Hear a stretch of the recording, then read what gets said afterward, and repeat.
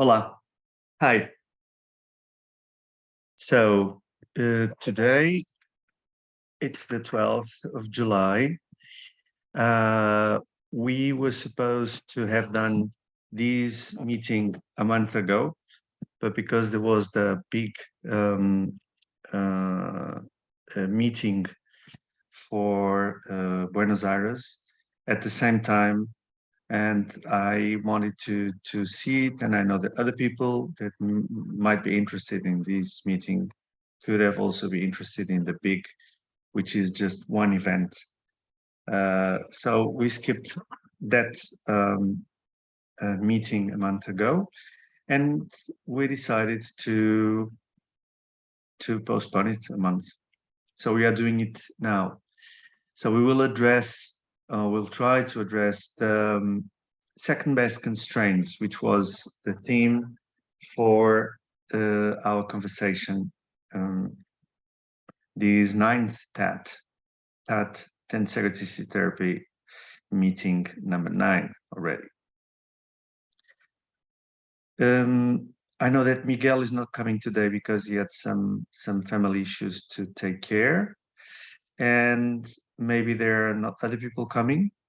So I'm going to try to speak a little bit on my notes and make these as an exercise for myself to see how I talk about the second best constraints, what I've learned, what does this constraint word means to me, where am I in all this knowledge from the tensegrity assisted therapy that we are trying to go through in these meetings. Let me just give a brief note before. Our subscription for the tensegrity assisted therapy recordings is finished now because a year has passed by, and so we have we don't have more access to the recordings. I only have my notes. I copied the PDFs that were made available from Mariana and Leonid. So I have them with me. I have some notes on them, and it's based on those notes that I'm going to talk. So, second best constraints.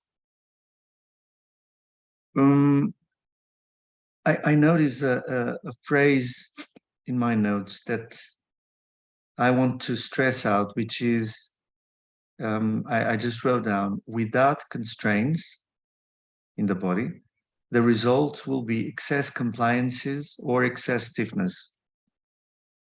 And this is interesting because the word constraints, at least for me, from movement perspective, I tended to see constraint as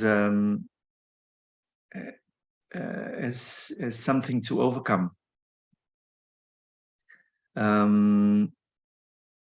But within the context and how the word is used and understood here in tensegrity assisted therapy by Leonid and Mariana, a constraint is something that is completely necessary for the body to function. Otherwise,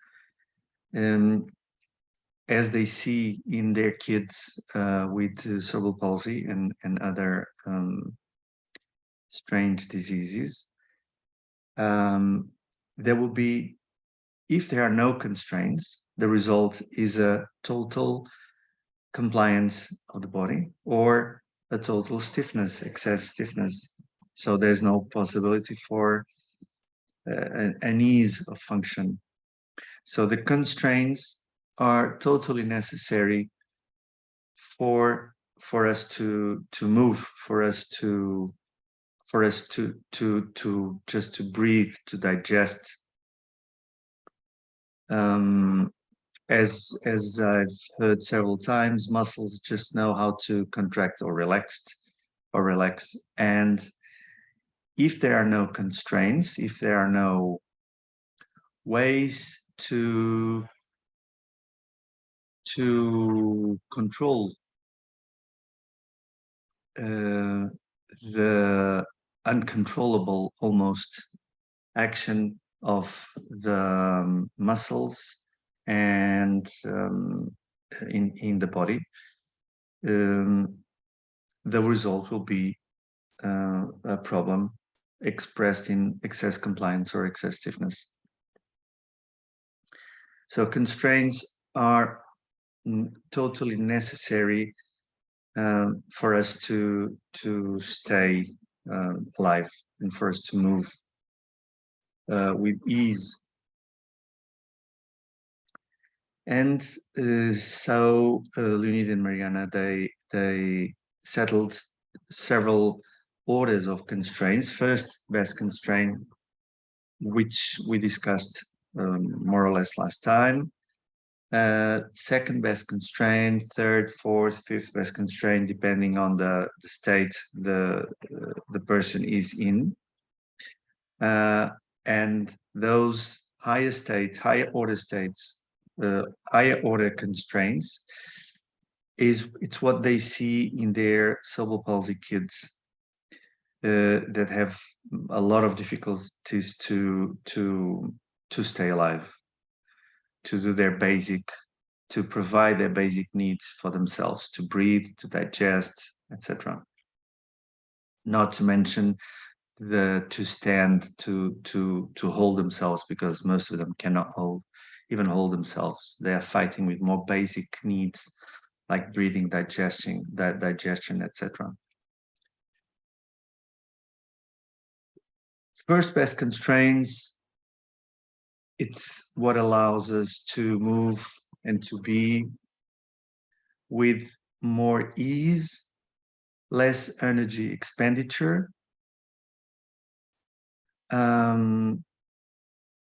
allows us to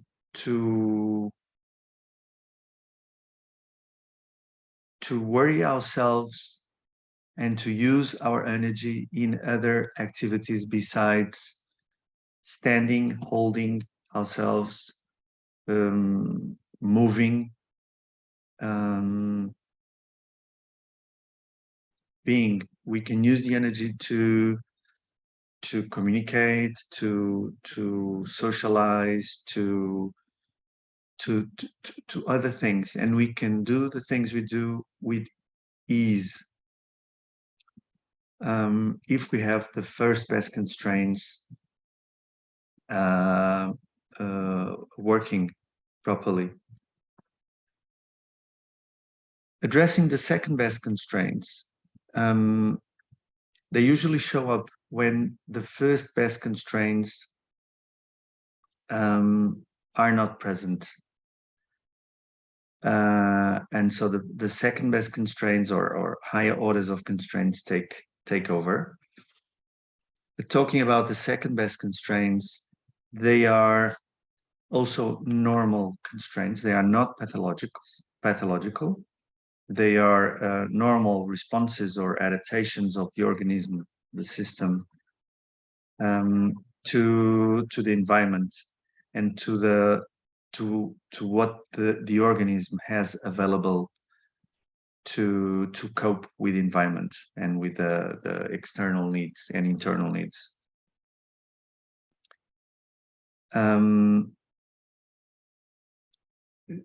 These ability to see these second best constraints as normal adaptation, as normal responses, it's an important view that we in the fitness industry that I come from, in movement, even in therapy in general, we usually tend to see second best constraints as problems, as something that we have to overcome, as something that we have to to take away from the system, to get rid of. And if we have, so when we see the second best constraints as problems, we will have a conduct in our practices which is totally different from what is proposed and addressed in the tensegrity assisted therapy course. So it's really important to understand how we see a constraint, and how we see any order of constraint, higher or lower order of constraint, present in the body. Because if we see it as a problem, we tend to take it away, to try to erase it, to get the system, the body, free of it. And by doing that, what happens usually, always, most times, is that we open the door for a higher order of constraint to take over. And it's not the opposite. If we take away the second best constraint, it doesn't allow the first best constraint just to take over. Because we need to, because the second best constraint is an adaptation that is there for a reason. And the reason for the existence of the second best constraint is still there. If we take that adaptation away, the reason that was existing, it's still existing. So there won't be a first best constraint showing up. There will be a higher order of constraint showing up in order to try to overcome the initial condition that led to the existence of that second best constraint. So when it's really important to have a clear idea of what we understand by constraint and what we understand by a second, third, fourth, fifth, whatever order constraint, either as a problem, as a pathology, or as an adaptation, a normal adaptation. So when we see it as a normal adaptation, we will not try to release anything or take away the constraint. We need a different type of intervention. And this type of intervention has more to do with the notion of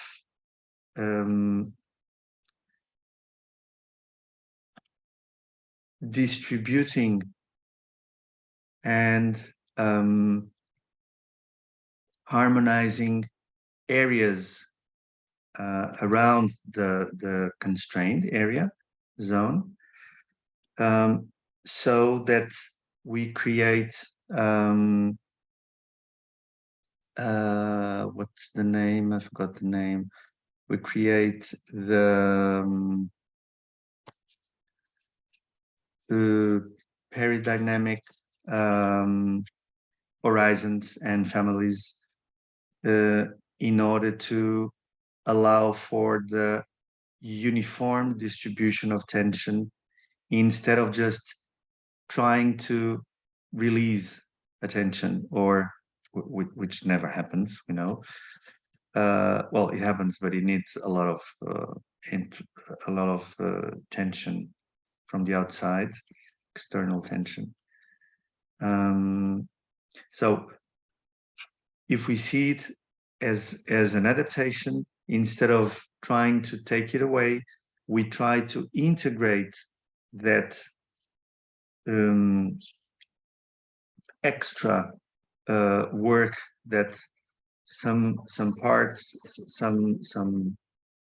of the system is doing to overcome or to adapt itself, the system, to an existing situation.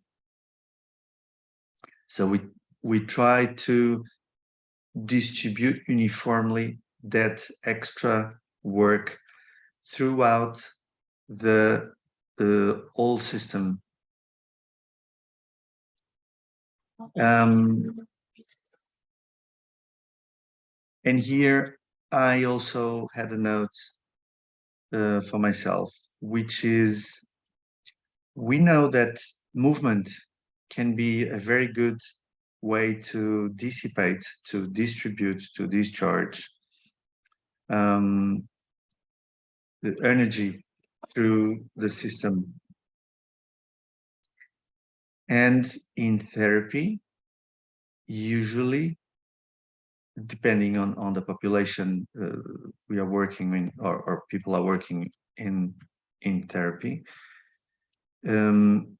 there is no possibility, or there is no participation, a lot of participation from the patient, from the recipient, in terms of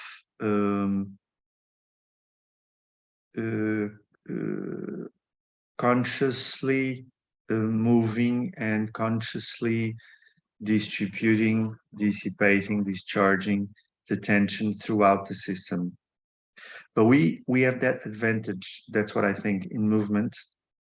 If we are conscious of that fact, and if it's how we see the function of the whole system, with constraints, meaning normal adaptations of different orders,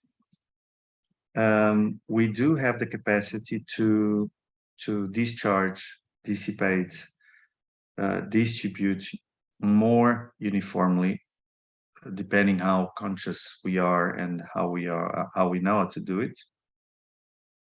Discharge the extra tension, the extra work that the system, the body is doing to overcome any situation, to adapt to a normal, to normally adapt to a situation.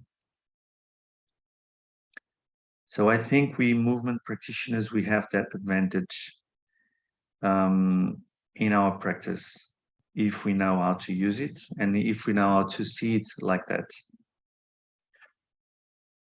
We know that the second best constraints are less efficient than the first best constraints. They cost more metabolic energy because they depend more on the myo component than on the mesium component. And here there's another red light for me, movement practitioner, because I know for myself and from seeing others that we in our profession as movement practitioners, we tend to focus more on the myo component. We don't see much of the mesium as part of the structural component or main component of the system regarding movement. So we tend to focus on the myo component, which means that when we have a person coming with any kind of situation, any kind of constraint installed in him or herself, we tend to focus on the myo component and not on the mesium component, meaning that we either try to take away the constraint that we feel or that we perceive it's present in the person, causing, as we said, the opening the door for a third or for a higher order of constraint to show up in the body, or we focus on the general movement of the myo component, on the general movement of the body with a focus on the myo component, meaning that we, with some difficulty, with a lot of difficulty, will address the first best constraints in our practice as a goal in itself. We tend to focus on the myo and on mesium. So if the person has no problem, has no complaints, if the person that comes to us to work with us is working mainly with the first best constraints in their place, in order, we still focus on the myo, and hopefully there won't be much problem showing up from the practices that we propose the person to do. But if there is any higher order constraint present in the person, because we still focus on the myo, we will probably aggravate the situation in time. So this is another thing that we movement practitioners have to think about when we do our work. Either we call it general movement, sports movement, or clinical movement, because in many clinical Pilates or clinical movement classes or sessions that I see, the focus is the same as in competition movement or general movement. It's on the myo component. Only the name has changed. The content is exactly the same, and it's conducive to the same results that can be that are I don't know how to say it in English, but they can either be good or bad. It depends on our luck.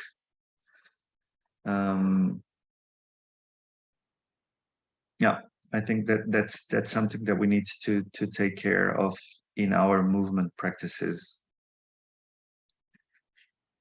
And yes, if the practice is directed towards the mesium component in the body, and I think this is something that we can also discuss in another meeting. How can a practice be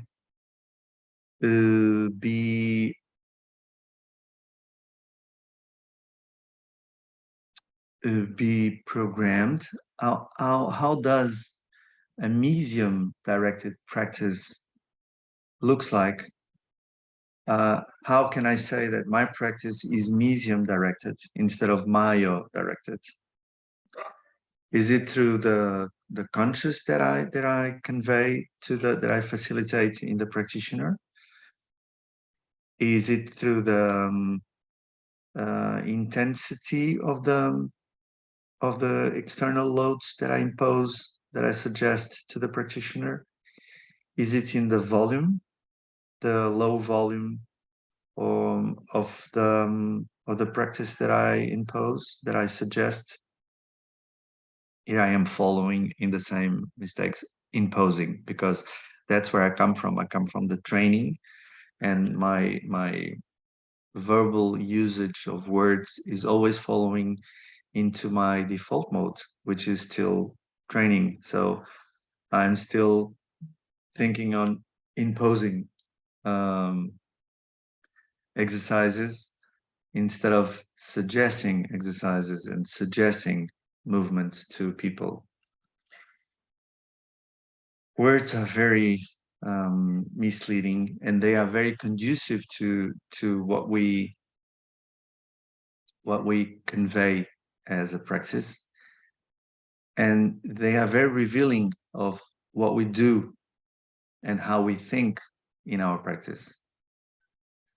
So it's very good to think about the words that we're using. So that's why it's good to do this exercise for myself. Maybe it will help others, I don't know. So these second best constraints can be easily replaced by the first best constraints. In the Tensegrity assisted therapy course and practice that we've been shown, that is easily done by the soft touch, by the use of very higher frequency vibrations, higher than the muscle, than the most quick vibrating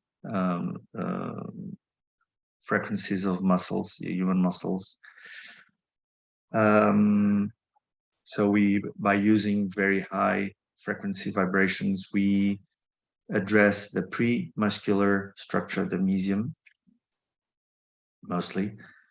The use of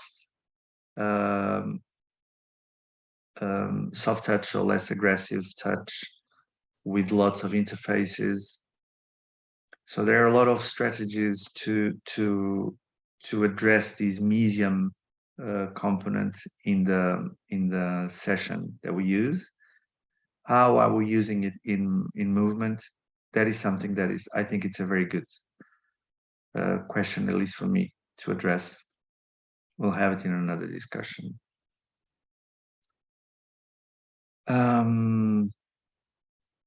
Yeah, I think it's about what I had in mind to discuss and to make others think about it regarding the second best constraints.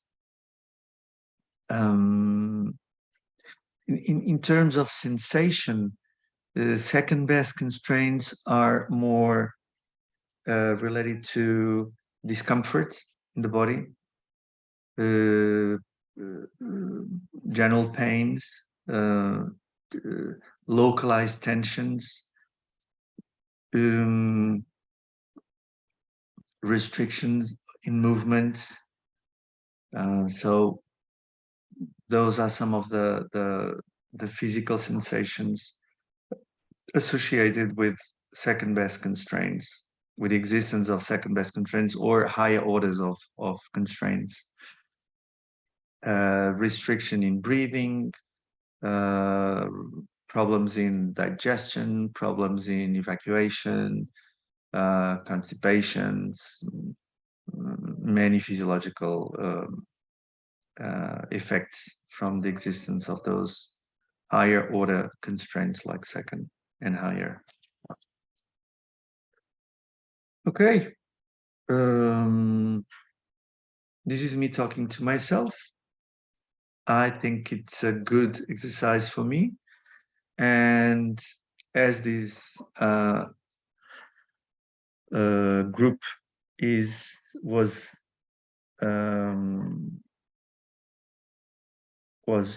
thought of as a self-study a place, initially for me and Miguel, and for other people that wanted to join.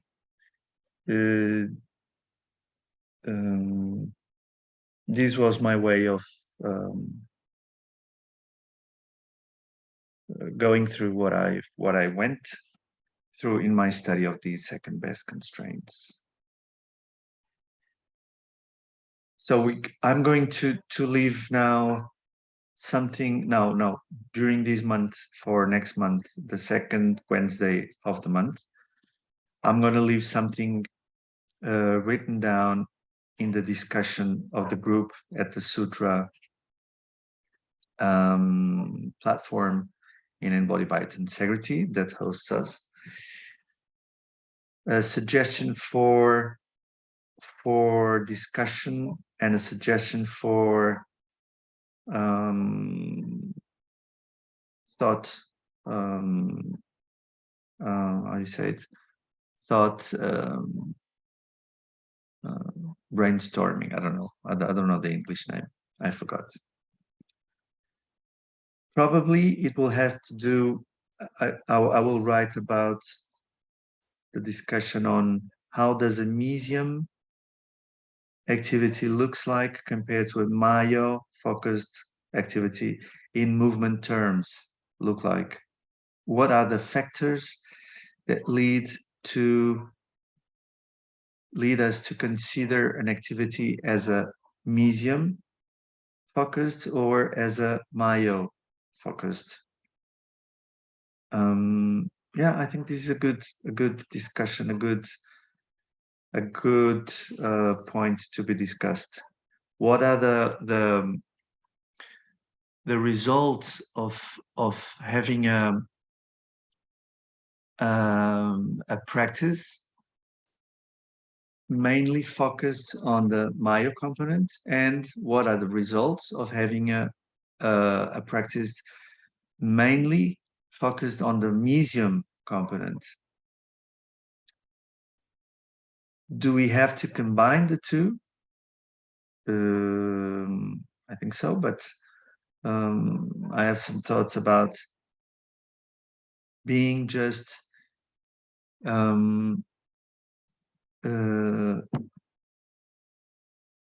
stuck in a mesium focused practice. Well, those are my thoughts. I hope this helps anyone. If anyone has comments, write them down on the discussion page. You can always participate on the next meeting we have on the second Wednesday of the month. It is free, the participation.